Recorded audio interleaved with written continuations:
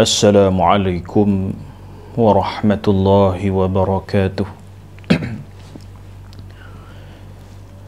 A'udzu billahi minasy syaithanir rajim. Bismillahirrahmanirrahim.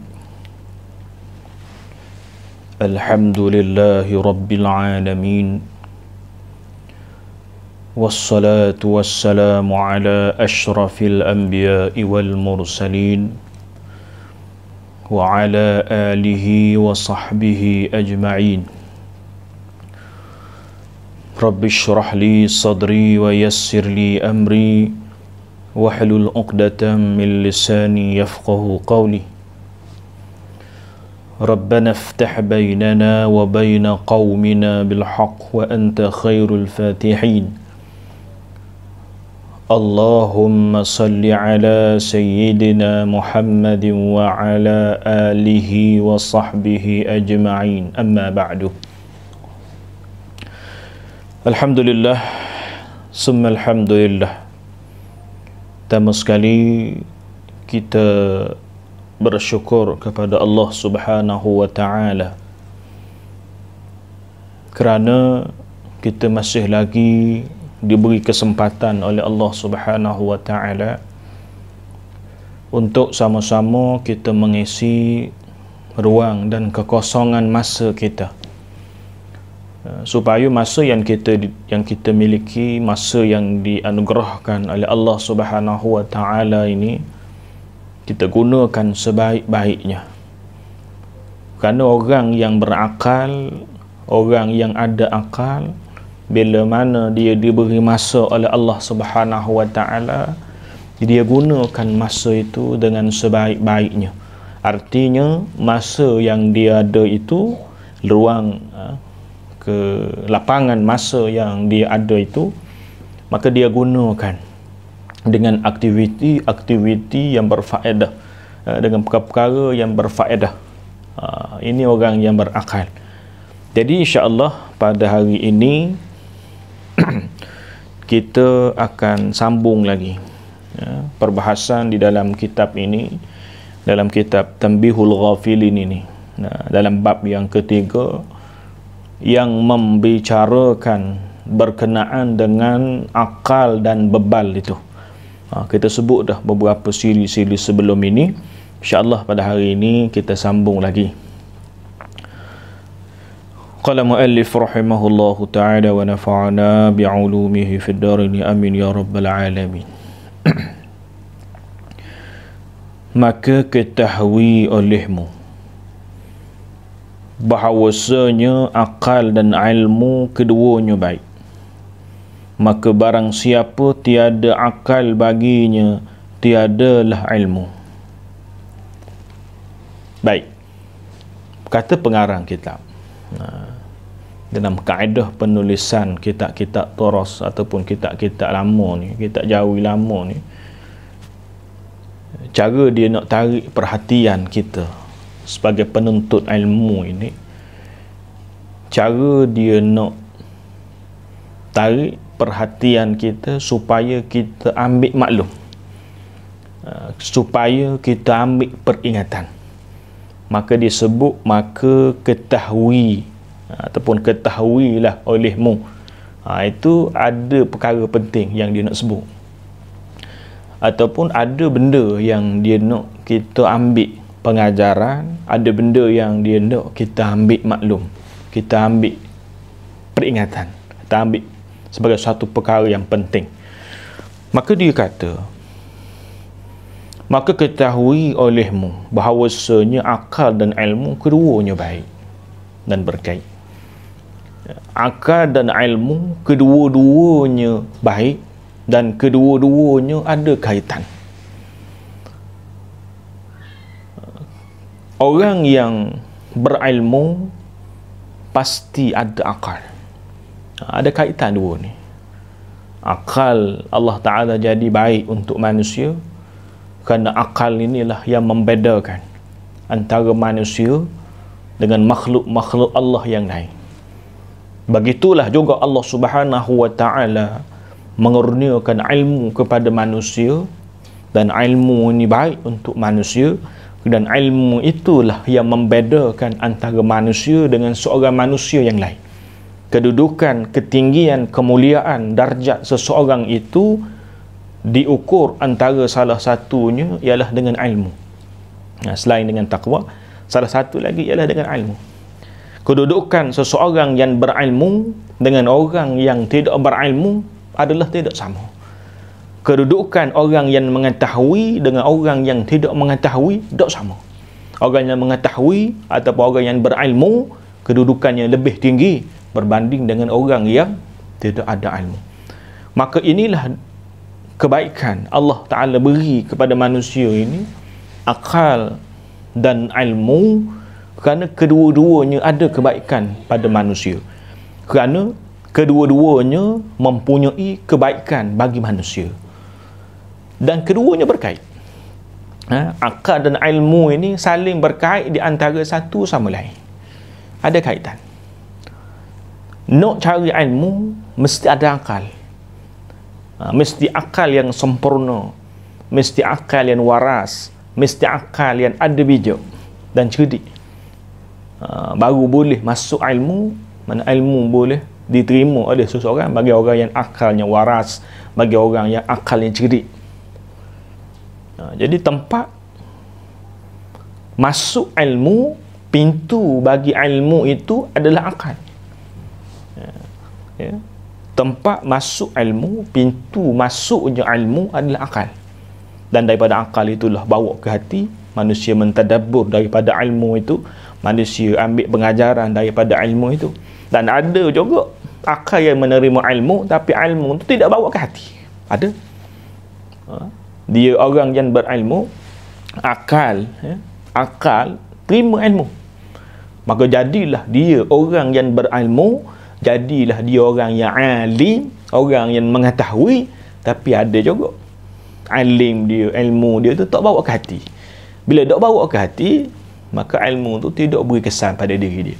Sebab itulah Al-Imam Al-Ghazali rahimahullahu ta'ala, dia kata ulama ataupun orang yang berilmu ada dua. Ulama usu', ulama ul akhirah. Ulama jahat dan ulama akhirat. Ulama ni ada dua, orang yang berilmu ni ada dua. Ulama dunia, ulama akhirat.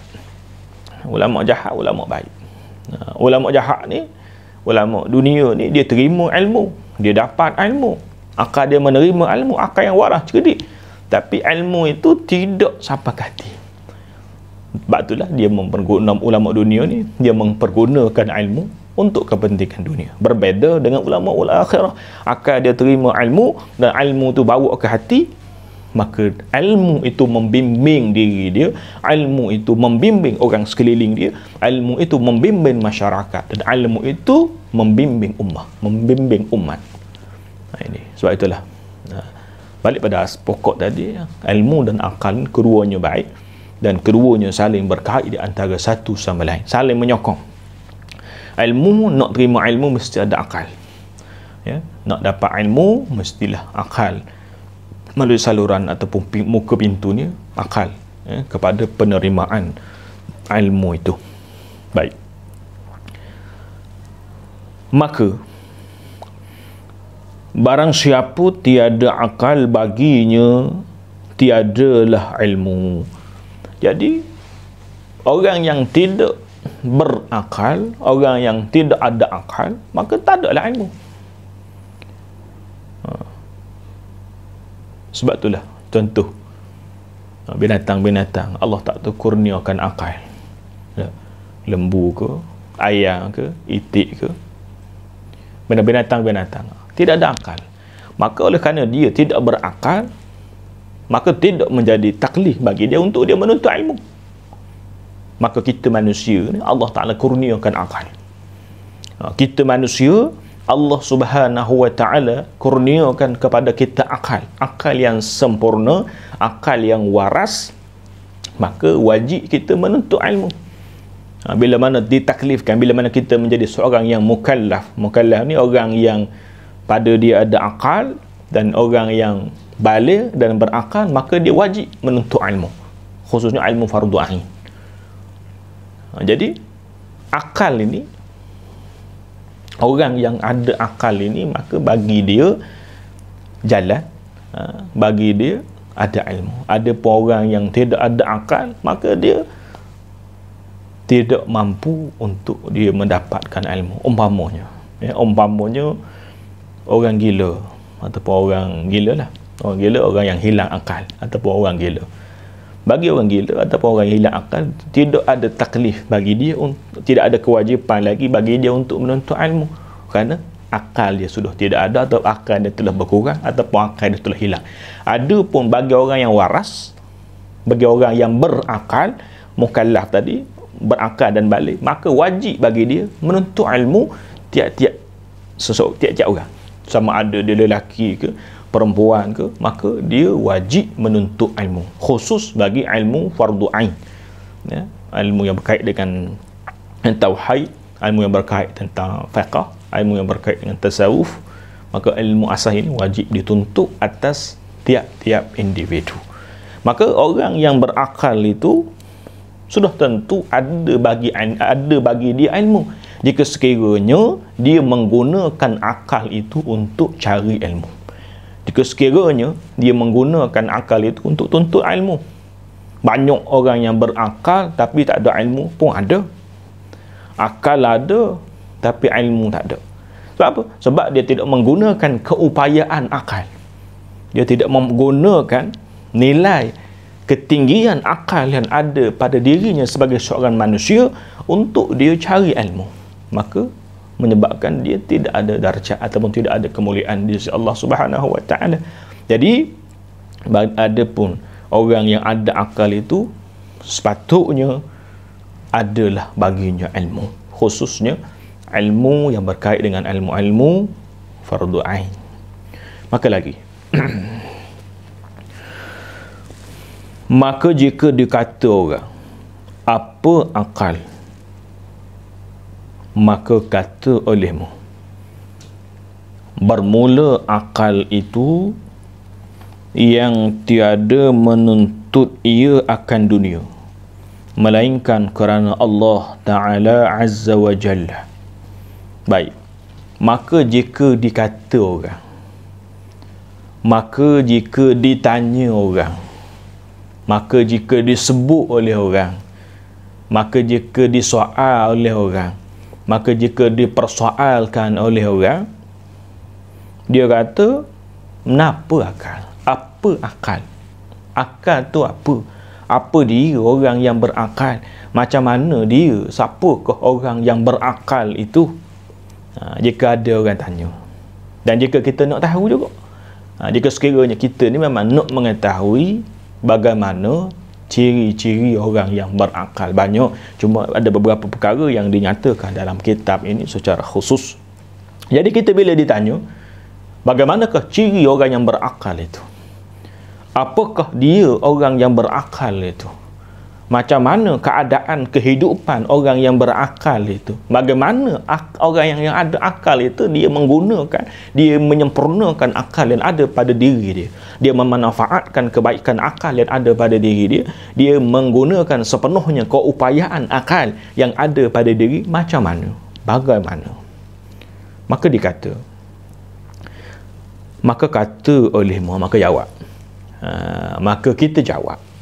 Maka kita kata ke dia, maka kita beritahu ke dia, maknanya kita semua ambil tahulah, kita semua nak ambil maklum apa dia yang dikatakan akal ataupun orang yang berakal itu. Bermula akal itu yang tiada menuntut ia akan dunia, melainkan kerana Allah Ta'ala Azza wa Jalla. Itu yang pertama.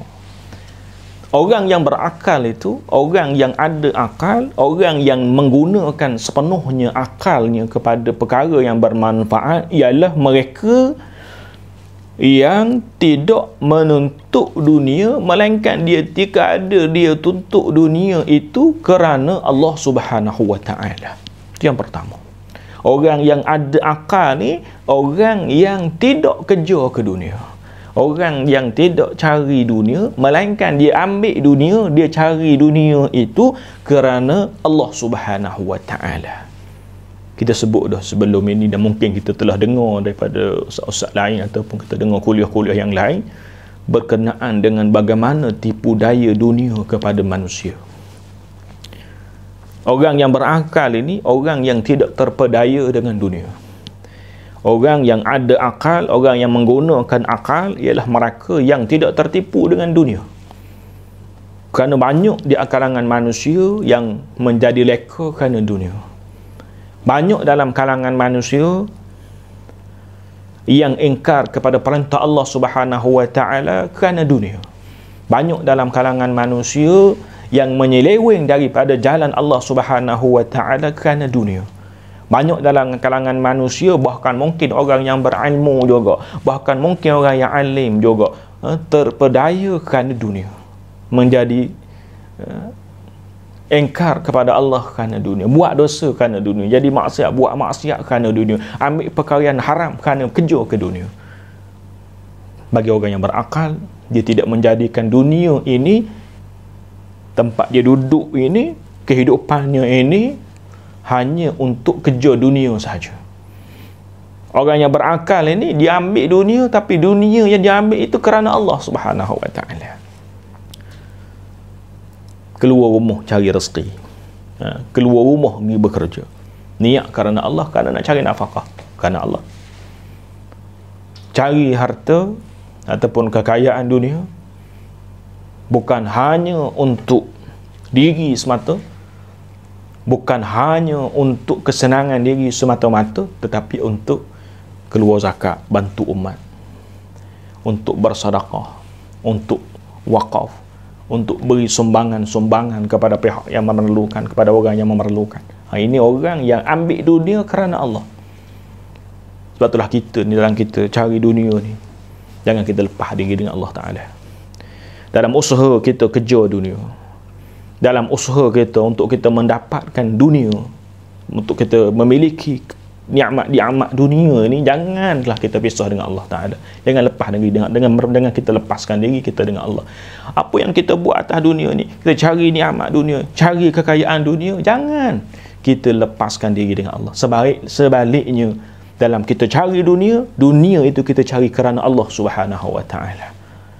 Kita naik kereta, kita niat kerana Allah. Kita beli kereta, ya, contohnya kita beli kereta, kita cari kereta, beli kereta, niat kerana Allah. Bila mana kita beli kereta niat kerana Allah Ta'ala, maka insya-Allah kereta ni bawa kita ke tempat yang baik, bawa kita ke masjid, bawa kita ke majlis-majlis ilmu, bawa kita ke tempat-tempat yang beri manfaat. Bila mana kita beli kereta tu kerana Allah. Tapi kalau beli kereta tu bukan kerana Allah, kalau kita beli kenderaan, beli kereta ataupun kenderaan itu bukan kerana Allah Subhanahu wa Ta'ala, takut-takut kita beli kenderaan itu tidak bawa kita pada jalan Allah, bawa pergi ke tempat-tempat maksiat, bawa ke tempat-tempat yang dimurkai oleh Allah Subhanahu wa Ta'ala, yang akhir sekali bawa ke neraka. Itu kita takut. Sebab itulah kita cari dunia kerana Allah Subhanahu wa Ta'ala. Beli kereta kerana Allah, buat rumah malik comel kerana Allah Ta'ala untuk keselesaan, nak beribadat kepada Allah, bina rumah besar, bina rumah yang mewah, bina rumah yang selesa, dengan tujuan mudah-mudahan mudah kita nak buat ibadat, mudah kita nak bangun malam, rajin nak bangun malam sebab rumah selesa ni, rajin nak bangun qiyamul lail, rajin nak baca Quran, tak apalah. Bubuh ekor dalam rumah nak selesa sebab apa? Bila selesa ni baca Quran khusyuk sikit, sembahyang pun khusyuk, tu tak apalah. Jangan rumah besar subuh duk sembahyang. Buat rumah besar-besar, ya, buat rumah besar, bilik tidur besar, katil tak tilang tebal empuk, bata beli hak mahal, tiba-tiba subuh duk bangun sembahyang.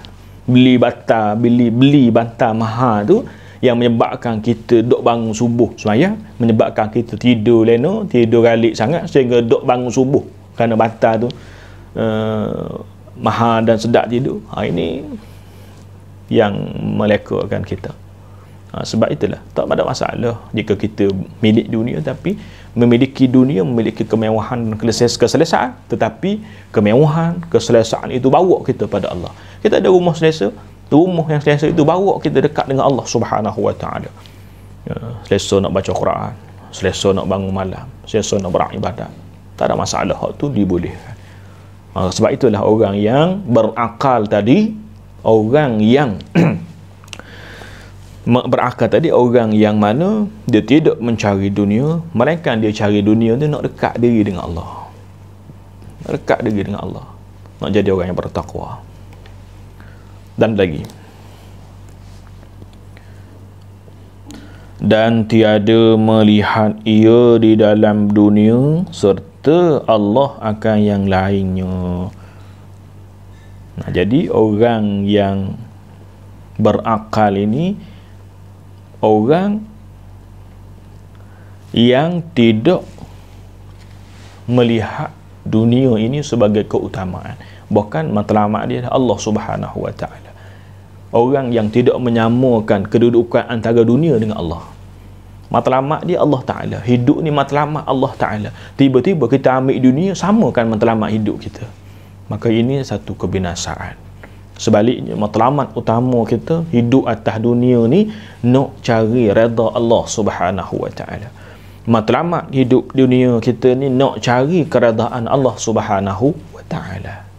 Tuan-tuan, kita matlamat utama hidup kita ni nak cari redha Allah Subhanahu wa taala, nak cari kasih sayang Allah Subhanahu wa taala. Tiba-tiba orang yang tidak berakal ini dia mengetepikan keredaan Allah, sebalik dia cari dunia.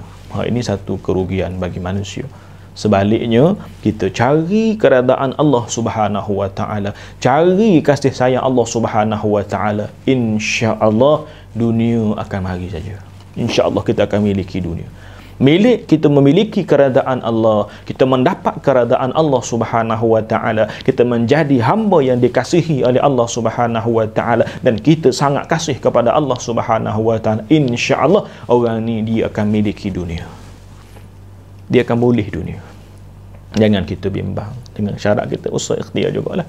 Jangan kita bimbang. Kita boleh redha Allah Subhanahu wa taala, kita jadi hamba yang bertakwa kepada Allah Subhanahu wa taala, kita jadi hamba yang dekat dengan Allah Subhanahu wa taala, jadi hamba yang buat segala kewajipan kita sebagai seorang hamba Allah di atas muka bumi ini. Insya-Allah kita akan miliki dunia, kita akan dapat dunia. Jangan bimbang berkenaan dengan rezeki kita. Jangan kita bimbang bagaimanalah kehidupan kita, makan boleh ke tidak. Insya-Allah jika kita jaga betul hubungan kita dengan Allah Subhanahu wa taala dan kita melaksanakan syarat-syarat untuk kita memiliki keselesaan di dunia ini, insya-Allah kita akan memperolehinya. Sebab itulah kita kena yakin dengan pemberian Allah Subhanahu wa taala itu.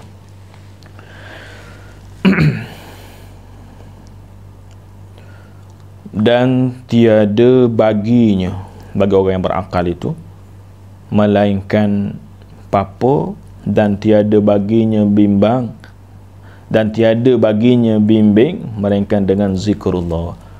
Baik.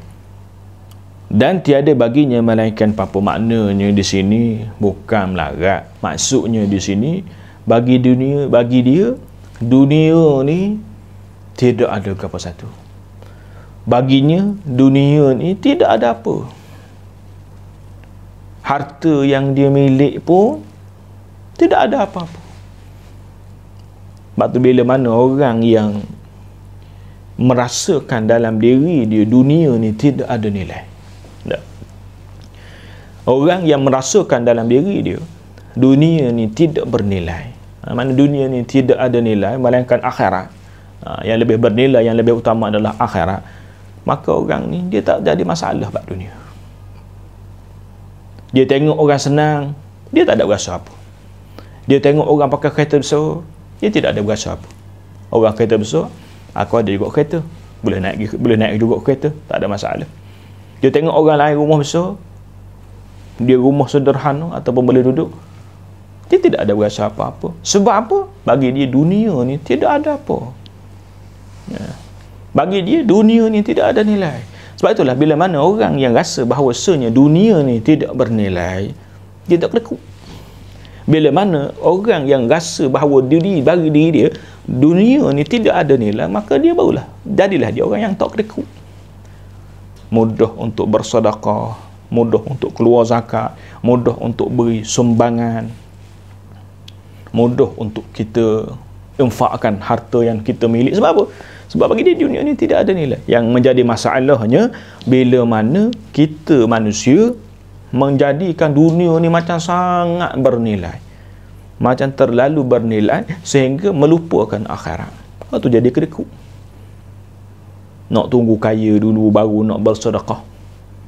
Sebab tu tak sedekah-sedekah. Kita ni perangai kita manusia ni, kita tak pernah rasa kita kaya. Kita tak pernah rasa kita senang. Bak harta lah.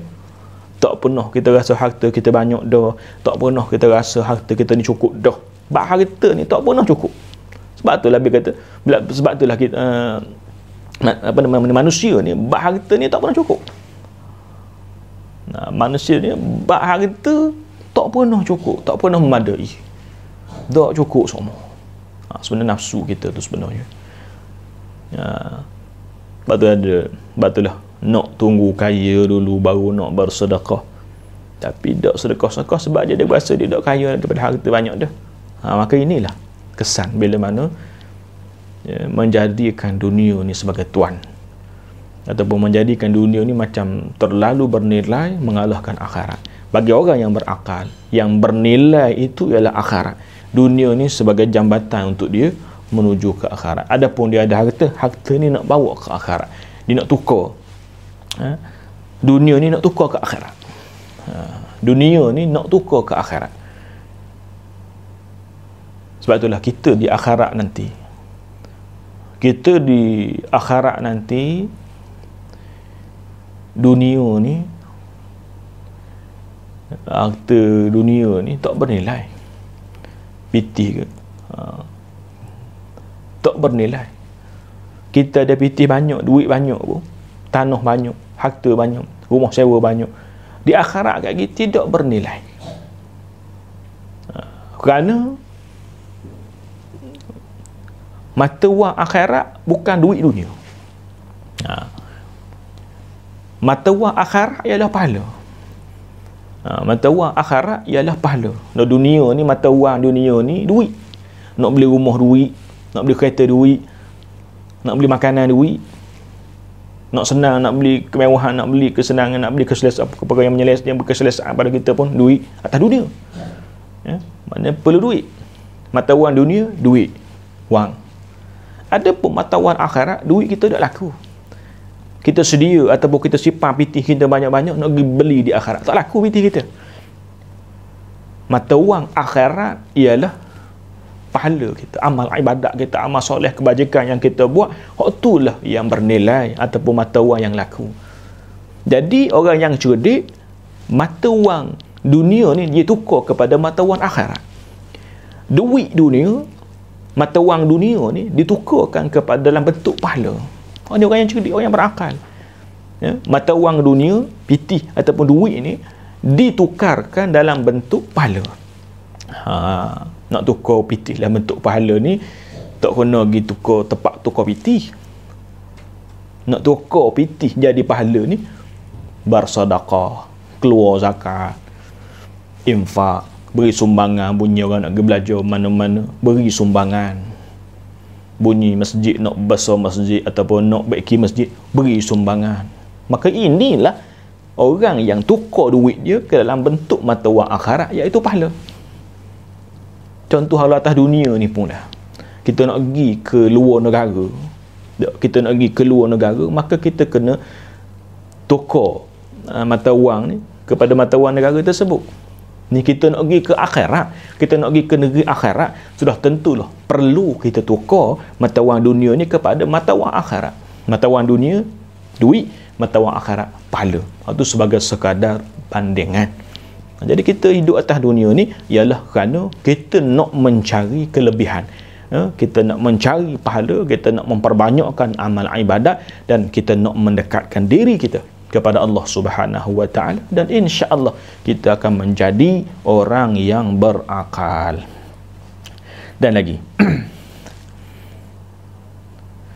dan tiada baginya bimbing melainkan dengan zikrullah. Dan tiada baginya melainkan dengan zikrullah. Maka dia duduk di atas dunia ni banyak dia ingat kepada Allah. Orang yang berakal ini memandu, membimbing dia untuk ingat kepada Allah Subhanahu wa taala. Dengan akal dia ni, akal dia guna untuk ingat Allah. Akal yang Allah Taala beri kepada dirinya untuk dia ingat Allah Subhanahu wa taala, zikrullah, sentiasa ingat pada Allah. Bila sebut zikir ni, zikrullah, ingat Allah ni, ingat kepada Allah Subhanahu wa taala ni, dia ada banyaklah cara dia. Satu, dengan kita ingat di fikiran kita, di hati kita ni ingat kepada Allah Subhanahu wa taala semua. Kemudian dalam bentuk kita terjemahkan kepada lisan kita, dan yang ketiganya melalui perbuatan kita sebagai tanda kita menzahirkan ingatan kita, ingat kita kepada Allah Subhanahu wa taala di fikiran.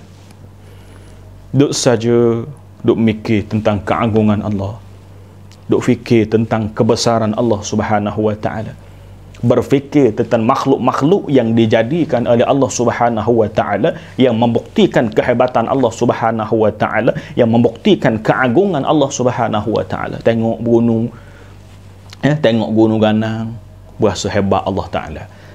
Tengok pokok-pokok, berasa agungnya Allah taala. Tengok makhluk-makhluk yang lain, tengok binatang-binatang, berasa inilah yang dijadikan oleh Allah Subhanahu wa taala. Tengok alam ini, tengok bulan, tengok bintang, tengok langit, tengok bumi sebagai bukti tanda kebesaran dan kehebatan Allah Subhanahu wa taala. Itu akal. Tengok sesuatu yang dijadikan oleh Allah Subhanahu wa taala, maka pada ketika itu maka bertambah yakinlah kita bahawasanya Allah itu sangat berkuasa, bahawasanya Allah Subhanahu wa taala itu sangat hebat. Kita ni kalau tengok diri kita pun padan dah untuk kita meningkatkan keimanan kita kepada Allah. Cuba tengok pada jari. Cuba kita tengok pada jari kita, ataupun di ibu jari kita. Di ibu jari kita ni dia ada urat-urat ibu jari. Di ibu jari kita ni dia ada urat ibu jari. Dan urat ibu jari ni, urat jari kita ni, apa nama ni, kita panggil ibu jari kita ni ada, kita panggil macam urat-urat dia. Dan ibu jari kita ni tak sama. Urat di ibu jari kita ni tak sama, ataupun di jari dia lah, tak sama antara satu sama lain. Maknanya seramai-ramai manusia, sebanyak-banyak manusia, mungkin berbelion manusia sejak daripada zaman Nabi Adam alaihi salam sampailah kepada manusia yang akhir zaman, urat ibu jari kita ni, urat jari kita ni tak sama. Sebab itulah dalam apa nama ni, kad pengenalan kita ataupun kad bank kita, kita gunakan cat jari. Sebab cat jari kita ni tak sama antara satu sama lain. Bahkan suami, apa nama ni, ayah dengan anak pun tak sama. Ayah dengan anak pun tak sama. Apatah lagi dengan manusia, orang yang lain. Maka ini kehebatan Allah, kebesaran Allah, keagungan Allah. Allah Ta'ala buat manusia dengan jumlah yang begitu ramai, tapi urat ibu jari kita, cat jari kita ni tak sama antara satu sama lain. Ini kehebatan dan keagungan Allah yang bagi orang yang berakal, bagi orang yang berfikir, maka dia melihat inilah bukti keagungan, bukti kebesaran dan kehebatan Allah Subhanahu wa taala. Baik. Jadi dengan akal dia ingat pada Allah. Itu dari segi duk mikir, dia fikir-fikiran dia, mikir Allah semua. Satu lagi dengan lisan, dengan lidah kita. Zikrullah. Banyak kita nak berzikir ni, banyak sangat. Kita berzikirlah, cumanya ambil ingatan. Kita nak berzikir ni, berzikirlah yang maksur. Zikir-zikir yang diajar oleh Nabi SAW, ataupun zikir-zikir yang diamalkan oleh Rasulullah SAW. Contohnya istighfar. Nabi sehari-hari beristighfar. Ada riwayat kata 70, tengah riwayat kata 100. Jadi kita sehari-hari kita beristighfar. 70 ke, 100 ke, 200 ke, 300, kita beristighfar. perkataan zikir, ingat kita pada Allah. Kita bersolawat ke atas Nabi SAW. Zikrullah. Kita sebut la ilaha illallah, la ilaha illallah, sebagai tanda ingat kita kepada Allah. Penyaksian kita bahawasanya kita mengesakan Allah Subhanahu wa ta'ala, mentauhidkan Allah Subhanahu wa ta'ala. Sebut la ilaha illallah. La ilaha illallah, Allahumma salli ala Muhammad wa ala ali Muhammad, astaghfirullah, istighfar. Maka semua ini dan zikir-zikir yang lain sebagai tanda ingat kita kepada Allah Subhanahu wa ta'ala. Kita beristighfar, kita sebut la ilaha illallah ataupun tahlil tu, la ilaha illallah tu sebagai tanda kasih kita kepada Allah. Kita berselawat ke atas Nabi SAW sebagai tanda kasih kita kepada Rasulullah SAW. Dan kita beristighfar, mohon ampun daripada dosa-dosa yang telah kita lakukan. Kita mohon ampun pada Allah Subhanahu wa ta'ala sebagai tanda kita kasih pada diri kita. Kita beristighfar, Allah Subhanahu wa ta'ala mengampunkan dosa kita, maka itu tanda kita kasih kita kepada diri kita supaya kita tidak dihumbang ke dalam neraka Allah Subhanahu wa ta'ala. Kemudian yang ketiganya dengan perbuatan kita. Dengan perbuatan kita sebagai tanda zikrullah. Kita buat perkara-perkara yang disuruh oleh Allah Subhanahu wa ta'ala. Kita buat perkara-perkara yang saleh, perkara-perkara yang baik, perkara-perkara yang mendekatkan diri kita kepada Allah sebagai tanda ketaatan kita kepada Allah Subhanahu wa ta'ala, sebagai tanda kita ni hamba Allah Subhanahu wa ta'ala. Itu adalah juga termasuk dalam zikrullah. Kita sembahyang, kita baca Quran, ya, sebagai tanda zikrullah, sebagai tanda kita ingat kepada Allah Subhanahu wa ta'ala. Sebab dalam sembahyang ni kita kena ingat Allah. Kita baca Quran ni kita ambil pengajaran, kita mentadabbur ayat-ayat Al-Quran itu untuk kita ingat kepada Allah Subhanahu wa ta'ala. Maka orang yang berakal ini banyak masa dia guna untuk ingat kepada Allah Subhanahu wa ta'ala. Dan lagi dan tiada baginya, bagi orang yang berakal itu, perkataan melainkan dalil. Dan tiada baginya bagi orang yang berakal itu perkataan melainkan dalil. Maknanya orang yang berakal ni dia tak cakap kosong. Orang yang ada akal, orang yang berakal ini dia tidak bercakap perkara-perkara yang sia-sia. Cakap benda yang ada isi. Kadang-kadang banyak orang cakap ni, ada orang baik cakap. Kadang cakap dia tu hak 10, nak pakai 1 pun payah. 10, 1 pun payah nak boleh pakai. Kadang-kadang duduk di wakaf, ya, duduk di wakaf, dengar cerita, boba cerita daripada pukul 10 pagi sampai pukul 3 petang, duduk bercakap, bercakap, tapi sebutir tak boleh ambil. Ini orang yang sia-sia, cakap yang sia-sia. Dan kita memang takut bercakap benda yang boleh bawa pada dosa. Jadi bagi orang yang berakal ni, apa yang dia cakap boleh diambil manfaat. Orang yang berakal dok cakap benda yang sia-sia. Benda sia-sia, orang yang berakal ni, benda sia-sia pun dia tak cakap. Apatah lagi benda haram, benda yang berdosa, benda lara, benda sia-sia. Cakap benda yang tidak berfaedah pun tidak. Apatah lagi benda-benda haram.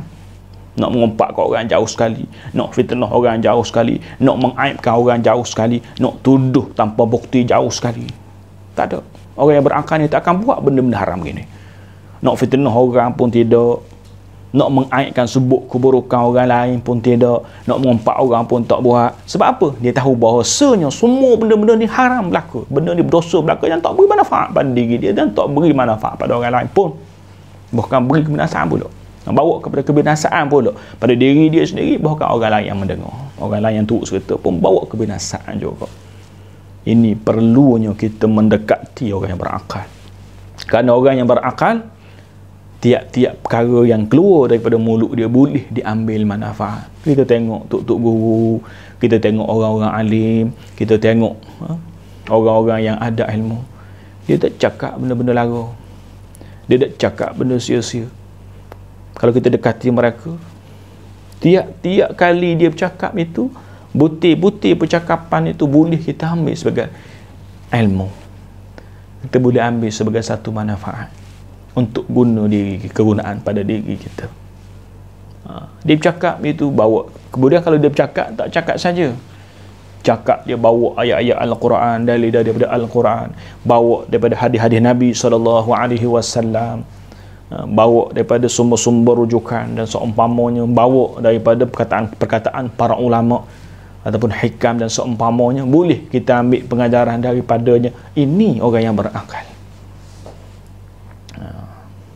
Maka kita ambillah manfaat daripada golongan-golongan ilmuwan ataupun orang-orang yang menggunakan akal mereka dalam berusaha mendekatkan diri mereka kepada Allah Subhanahu wa taala.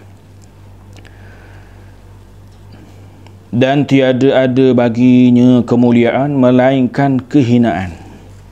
Maksud di sini, orang yang berakal ini, dia tak berasa diri dia mulia. Dia berasa hina. Maknanya rendah diri. Orang yang berakal ini orang yang merendahkan diri. Dia tak berasa diri dia mulia, dia tak berasa diri dia hebat, dia tak berasa diri dia banyak ilmu, dia tak berasa dia ni ulama besar. Ni orang yang berakal. Dia tak berasa dia, maknanya orang yang berakal ni orang yang rendah diri. Walaupun dia tu sebenarnya orang melihat dia cukup hebat, tapi bagi diri dia, pada diri dia, dia melihat diri dia ni hina. Dia melihat dirinya penuh dengan kekurangan. Dia melihat dirinya itu banyak perlu diperbetulkan lagi. Ini orang yang berakal. Sungguh pun dia ada ilmu yang banyak, dia tidak merasakan dia itu sebagai seorang yang sangat banyak ilmu, yang menyebabkan orang perlu patuh kepada cakap dia, yang menyebabkan orang perlu hanya dengar pandangan dia. Tak macam tu orang yang berakal ni. Orang yang berakal ini, dia rendah diri dan dia meraihkan pandangan orang lain. Dia meraihkan pendapat orang lain. Kalau dia ada pandangan dia, kemudian ada orang lain bawa pandangan yang berbeza, dan sekiranya pandangan yang dibawa, yang diberikan oleh orang lain itu lebih baik daripada pandangannya, maka dia terima dengan baik. Dia terima dengan lapang dada. Ini orang yang berakal, orang yang berilmu. Adapun kalau orang yang berilmu tetapi hanya mengatakan pendapatnya sahaja yang betul, pandangannya sahaja yang boleh diterima, maka ini orang yang tidak ada pada dirinya rendah diri, maka dia tidak menepati ciri-ciri sebagai seorang manusia yang berakal sepenuhnya. Sebab itu kita kena belajar berlapang dada, belajar terima pandangan orang. Kita kena rendah diri. Bila mana kita rendah diri ni, kita akan belajar untuk memahami orang lain. Kita akan belajar supaya kita belajar menerima pandangan orang, belajar meraihkan ikhtilaf ataupun meraihkan pendapat orang, menghargai pandangan orang. Ini orang yang berakal. Sebab tu dia akan berasa hina, berasa lemah, berasa dirinya rendah diri. Sebab itulah penting orang yang berakal. Kemudian lagi, dan tiada ada baginya kemuliaan melainkan kedukaan. Orang yang berakal ini maknanya duk mikir bimbang sokmo. Maknanya bimbang macam mana duk mikir. Orang yang berakal ini maknanya dalam diri ni nak kata suka, duk suka sangat. Hidup atas dunia ni bukanlah tempat untuk dia bersukaria. Orang yang berakal. Hidup atas dunia ni bukan tempat untuk berpoya-poya. Hidup atas dunia ni bukan untuk bersenang lenang. Ini orang yang berakal. Maknanya hidup atas dunia ni tempat dia rasa nak berduka cita. Dunia ni tempat untuk kita berbimbang, rasa bimbang. Doklah kita kata duka cita ni siapa dok makan, duka cita ni siapa dok minum, duka cita siapa dok mandi, duka cita siapa dok keluar rumah. Maksudnya orang yang berakal ini, hati dia ni duk mikir ada kebimbangan kerana dia nak pergi ke satu tempat, iaitu negeri akhirat yang tak tahu dia lepas ke tak. Bimbang. Orang yang berakal ni orang yang bimbang. Dia bimbang semua. Dia duduk atas dunia ni tak ada lah tempat. Bukan dunia tempat dia nak gelak tawa saja. Dunia ni bukan tempat untuk berfoya-foya. Dunia ni bukan tempat untuk bersenang-senang saja, nak tidur makan saja. Tak. Sebaliknya dunia ni dia menjalankan kehidupan sebagai hamba Allah yang sempurna, yang waras. Pada masa yang sama dia bimbang. Dia laksanakan kewajipan dia sebagai hamba Allah, kewajipan dia sebagai hamba Allah Subhanahu wa taala di atas muka bumi ini. Pada masa yang sama dia bimbang. Semayang aku buat ni Allah terima ke tak? Bimbang. Aku ni dah memenuhi tak tanggungjawab kepada isteri dan juga anak-anak? Bimbang. Dosa aku ni Allah Taala ampun ke tidak? Bimbang. Tapi dengan harapan amal ibadat kita Allah terima, dengan harapan tanggungjawab tanggungjawab kita ni diterima oleh Allah, dengan harapan dosa kita diampun oleh Allah. Tapi dia bimbang. Bagaimana bimbang, mikir bagaimanalah keadaan aku dalam kubur kayak gini, bagaimanalah perjalanan aku ni ke mahsyar kayak gini. Dia bimbang. Orang yang berakal ni bimbang, mikir bagaimanalah keadaan aku diberi buku timbangan kayak buku catatan kayak gini, bagaimanalah keadaan aku bila mana dihisab lepas ke tidak, bagaimanalah keadaan aku bila mana aku menintasi tiang sirat. Mikir bagaimanalah keadaan aku, sama ada ni aku akhirnya masuk ke syurga ataupun ke neraka. Bimbang, mikir. Ini orang yang berakal duk mikir. Dalam kubur ni macam mana, duk mikir. Kadang-kadang kita duduk seorang nak tidur malah duk mikir macam mana dalam kubur kayak gini, kena azab ke boleh nikmat. Ingat dalam kubur ni bagi orang yang berfikir dia bimbang dah. Bagi orang yang berfikir dalam kubur tu dia takut dah. Kerana dalam kubur ni sudah ada nikmat dan sudah ada azab. Bagi orang yang beriman, bagi orang yang beramal soleh, bagi orang yang mendekatkan diri kepada Allah Subhanahu wa taala, dia akan diberi nikmat kubur. Dan sebaliknya orang yang ingkar, orang yang kufur, orang yang derhaka kepada Allah, orang yang buat maksiat, dalam kubur ni boleh menyakit dah. Dalam kubur ni diazab oleh Allah Subhanahu wa taala dah. Dalam kubur ni ada azab dah. Dan barang diingat, dalam kubur ni kita tak tahu tempoh lama mana kita duduk dalam kubur tu. Dalam kubur ni kita tak tahu berapa lama kita duduk situ dalam kubur tu. Jangan kita kata duduk berehat situ. Dalam kubur ni ada nikmat dan ada azab. Kalau boleh nikmat, beruntung. Kalau boleh azab, malang. Kalau dia azab, maka malanglah dia, rugi dia. Dan dalam kubur ni tempohnya kita tak tahu. Sejak kita mati di ke bumi atau masuk dalam alam barzakh, maka pada ketika itu kita akan duduk di situ, transit di situ sehinggalah berlakunya kiamat.